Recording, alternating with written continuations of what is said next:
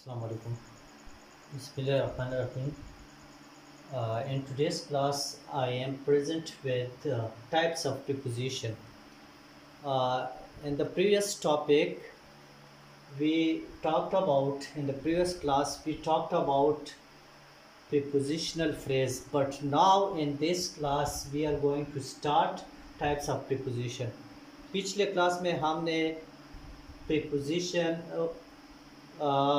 Prepositional phrase के बारे में पढ़ा और आज की क्लास पे हम पढ़ेंगे टाइप्स ऑफ प्रीपोजिशन के बारे में कि प्रीपोजिशन का टाइप्स कौन कौन से हैं।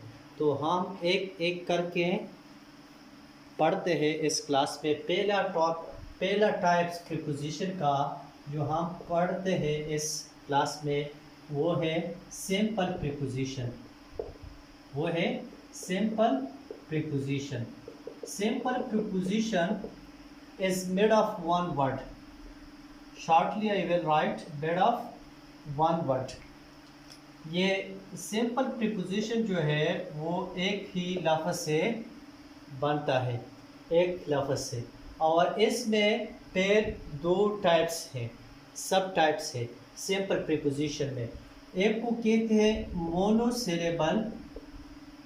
मोनोसिलेबल प्रीपोजिशन और दूसरे को कहते हैं डाइसिलेबल प्रीपोजिशन। डाई का मतलब है दो और मोनो का मतलब है एक। तो मोनोसिलेबल प्रीपोजिशन वो प्रीपोजिशन है जो एक आवाज़ से बनता है, जैसा कि ऑन, एन, एट, फॉर। ये वो प्रीपोजिशन है जो एक ही लफ्ज़ से बनते हैं और इसका आवाज़ भी एक है। जो सिलेबल है यहाँ पे वो भी एक है। डाइसिलेबल प्रीपोजिशन वो प्रीपोजिशन है जो एक लफ्ज़ से तो बन चुका है लेकिन जो आवाज़ सिलेबल है वो दो है, जैसा कि बिफोर में दो सिलेबल है बी4 लेकिन वर्ड एक है। आफ्टर एक वर्ड दो सिलेबल। अबव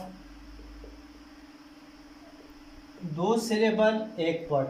ऐसा प्रीपोजिशन जो एक ही लफ्ज़ से बनता है तो उसको कहते हैं सिंपल प्रीपोजिशन। और सिंपल प्रीपोजिशन में फिर दो टाइप्स है, एक को कहते हैं मोनोसिलेबल और दूसरे को कहते हैं डाइसिलेबल। मोनोसिलेबल वो प्रीपोजिशन है जो एक ही सिलेबल से बनता है और डाइसिलेबल प्रीपोजिशन वो प्रीपोजिशन है जो दो सिलेबल से बनता है। अच्छा, दूसरा टाइप प्रीपोजिशन का है जो है वो है एजेंटिव प्रीपोजिशन। एजेंटिव प्रीपोजिशन वो प्रीपोजिशन है जो हम पैसिव वॉइस में इस्तेमाल करते हैं। जो पैसिव वॉइस में हम इस्तेमाल करते हैं तो वो प्रीपोजिशन है यूज्ड इन पैसिव वॉइस। वो प्रीपोजिशन जो पैसिव वॉइस में इस्तेमाल होते हैं, जैसा कि बाय को एजेंटिव प्रीपोजिशन इसलिए कहते हैं कि वो हमें एजेंट के बारे में मालूमात देते हैं। जैसा कि लेट्स यूज एन एग्जांपल। इस एग्जांपल को देखते हैं। I was protected by the guard. देखिए ये है एजेंटिव प्रीपोजिशन और ये है सब्जेक्ट ऑफ पैसिव वॉइस और ये है ऑब्जेक्ट ऑफ पैसिव वॉइस। असल में ये सब्जेक्ट है और ये ऑब्जेक्ट है। I was protected by the guard, ये एजेंट है। यहाँ पे जो काम किया है वो गार्ड ने किया। मेरे बचाव का काम किसने किया है? गार्ड ने किया है। तो ऐसे प्रीपोजिशन जो हम पैसिव वॉइस में इस्तेमाल करते हैं तो इन प्रीपोजिशन को एजेंटिव प्रीपोजिशन कहते हैं, इसलिए कि वो एजेंट के बारे में हमें मालूमात देता है। अच्छा, जो थर्ड प्रीपोजिशन का टाइप्स है वो है पोस्ट प्रीपोजिशन। पोस्ट प्रीपोजिशन इस प्रीपोजिशन को कहते हैं जो क्लास के आखिर में इस्तेमाल हो जाए, जो क्लास के आखिर में या जुमले के आखिर में इस्तेमाल हो जाए तो इस प्रीपोजिशन को पोस्ट प्रीपोजिशन कहते हैं और ये इनफॉर्मल है। जैसा कि देखते हैं इन एग्जाम्पल को। What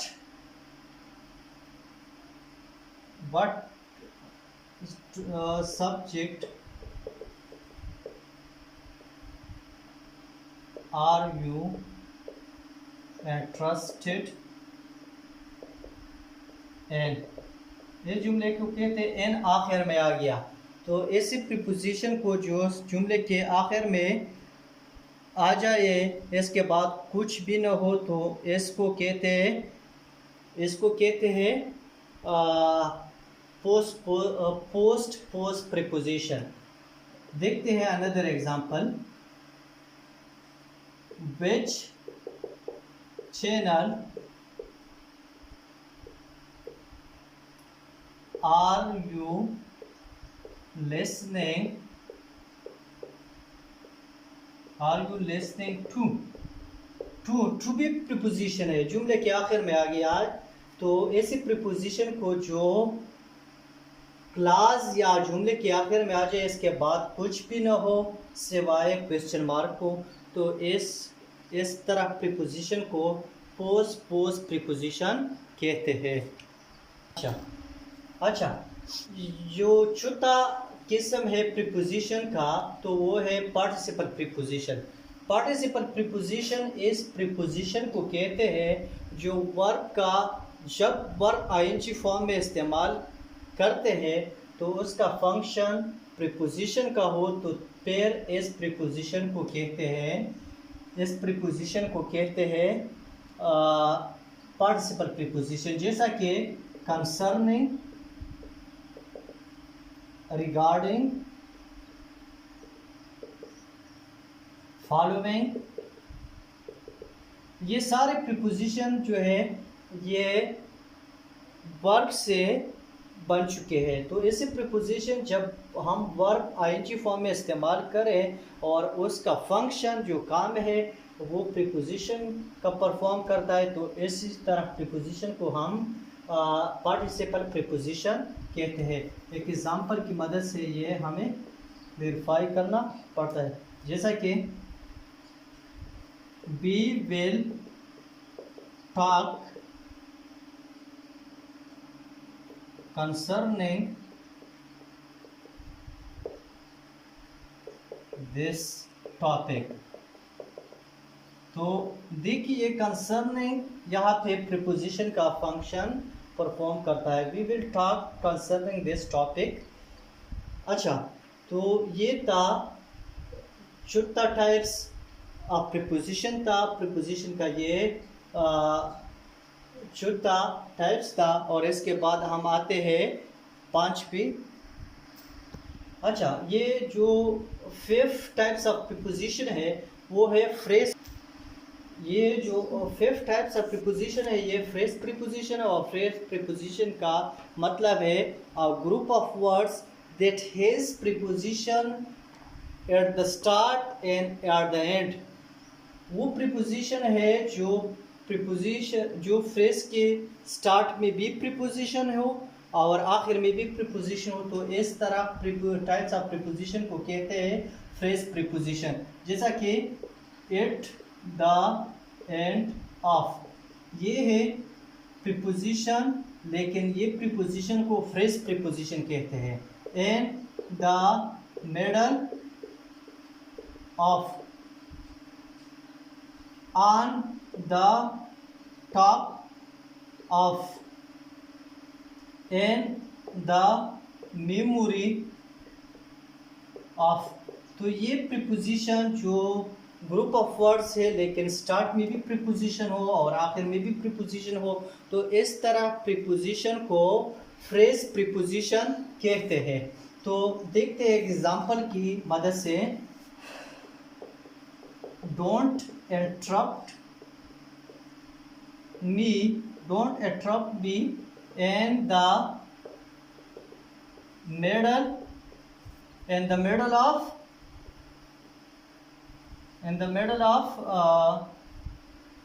middle of lesson। ये है एक एग्जांपल, यहाँ पे देखते हैं।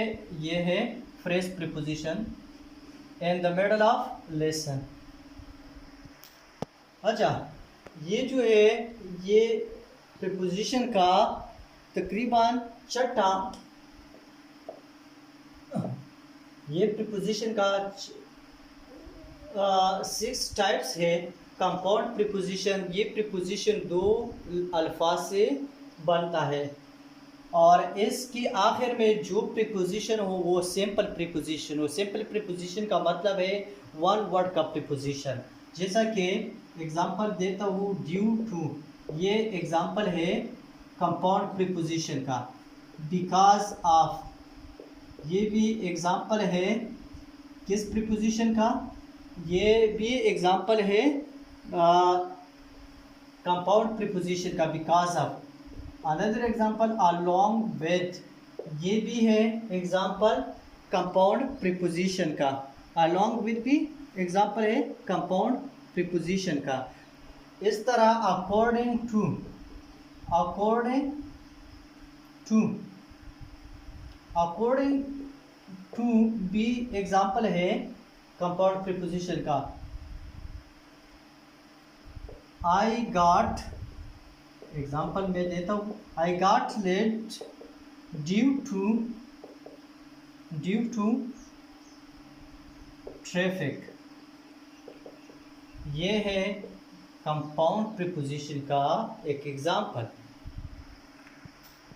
अच्छा, आज के क्लास का लास्ट टॉपिक प्रीपोजिशन का लास्ट टाइप जो है ये है डिस्गाइज प्रीपोजिशन। डिस्गाइज का मतलब है पोशीदा, खुफिया। तो डिस्गाइज प्रीपोजिशन वो प्रीपोजिशन है जो एम्प्लाई हो लेकिन इस्तेमाल नहीं होता। जुमले में इस्तेमाल, हम इस्तेमाल नहीं करता लेकिन इसका मीनिंग एम्प्लाई हो। जैसा कि मैं एग्जांपल देता हूँ, आई एम एट होम, ये एट जो है ये डिस्गाइज प्रीपोजिशन में आता है। सम टाइम शॉर्टली पीपल से I am home, I am home, I am home here you don't use it. हम इट तो इस्तेमाल नहीं करते लेकिन इट का मीनिंग जो है वो एम्प्लाई है। जैसा कि अनदर एग्जांपल देखते हैं, अनदर एग्जांपल देते हैं, he visit us once a week, he visit us once a week. यहाँ पे भी एक ये जो है ऑन रिप्रेजेंट करता है लेकिन ऑन हम इस्तेमाल नहीं करते। तो ऐसे प्रीपोजिशन को जो हम जुमले में इस्तेमाल नहीं करते लेकिन उसका मीनिंग एम्प्लाई हो। तो ये था आज का टॉपिक टाइप्स ऑफ प्रीपोजिशन के बारे में। अगर आपको ये कोई भी मुश्किल हो टाइप ऑफ प्रीपोजिशन के बारे में तो आप कमेंट बॉक्स में अपना कमेंट शेयर कर सकते हो। Thank you very much.